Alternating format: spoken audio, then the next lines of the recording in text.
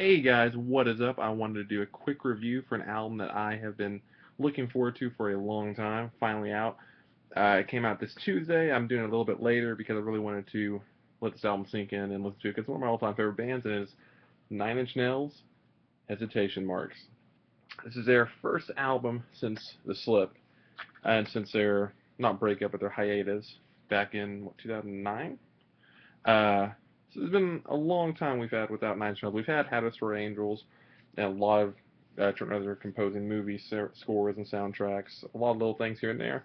But earlier this year, we heard rumblings about Trent working on a greatest hits album that he owed, I believe, Interscope, maybe Columbia, I can't remember, but he owed a greatest hits album to a record label, and he started recording satellite and everything.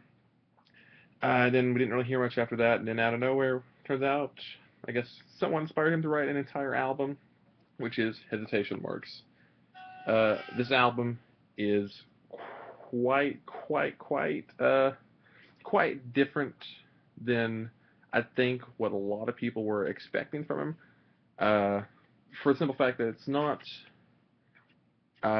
He does something in this album that what I've always looked for Reznor for, is that he does evolve.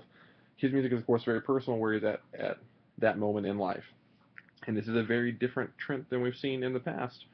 Even songs like Everything, which are happy, which I am definitely for. It's always nice to see a different side of an artist than we've seen before. And sadly, we really haven't seen too much of happy Trent. This is not necessarily happy, but really the open line describes the entire song. And even to a degree, I think Everything, at least the opening line, I think describes the kind of idea he was going for with I Survived Everything. There's been a lot of interviews where he's talked about there's a definite connection to the Downward Spiral in this album. Of course, you can see album artwork, same artist did the Downward Spiral artwork, connections to that concept album, varying in a lot of different ways. They vary on how connected they are. A lot of I think it's pretty easy to tell. It's if the concept of Downward Spiral was a man completely going insane and experiencing total hell that he put on himself. This is him kind of crawling out of the wreckage. I know Fragile somewhat continues that story, but this would be looks like someone finally getting back up and still pissed off, still angry, still got some messed up things going on, but not a completely broken person anymore. There are some really interesting songs on this album, such as "Copy of A," which is a really great song. It's second track, first real track opening is instrumental "Eater of Dreams," but it's got a really cool message, really cool idea behind it. Just talking about how nothing's original, copy of a copy of a copy of a copy. Where he kind of stands in that, you can see a lot about once again a lot about who Trent Reznor is and where he is at now. Then looking at the music industry now and looking at his life now. Of course, Nine Inch Nails, you can look at lyrics, you can go way too in depth on them, or you can just look at them for face value. Uh, just awesome songs here. You also get to hear a lot of different kind of styles. You get to hear like All Time Low, one of my favorite songs on the album, has a very funky, very funky kind of sound to it. A sound that we've heard here and there in some of the past Nine Inch Nails releases, but never to this extent. Then of course you have Everything, which is a very divisive song because it almost brings pop punk into Trent Reznor's world. Industrial pop punk, maybe you could call it that. I'm not even sure. Really good.